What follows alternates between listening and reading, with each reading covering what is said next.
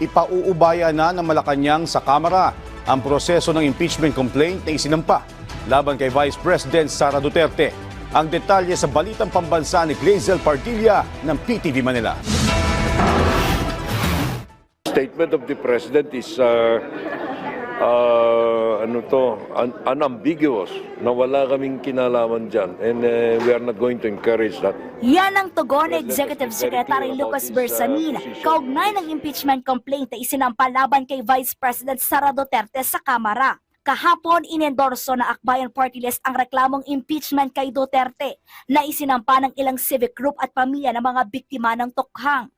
Ilan sa mga nabanggit na basihan ay culpable violation of the Constitution, graft and corruption, panunuhol, pagtataksi sa tiwala ng publiko at iba pang mabibigat na krimen. Malinaw anyang sariling inisyatiba ito ng mga pribadong mamamayan. The President has been very clear about his position on this.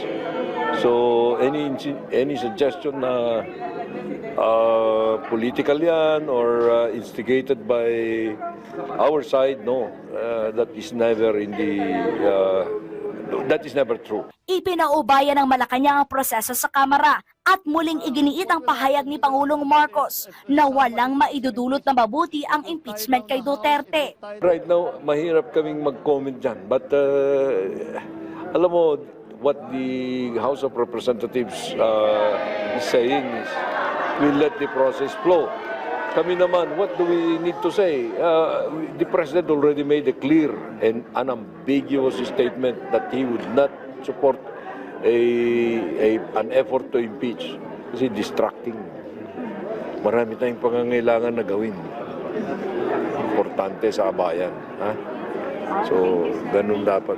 Naging matunog ang pangalan ni Duterte nitong mga nakalipas na araw dahil sa hindi maipaliwanag na paggasta ng confidential fund at pagbabanta nitong pagpatay kay Pangulong Marcos. Mula sa PTV Manila, Glazel Pardilla, Balitang Pambansa.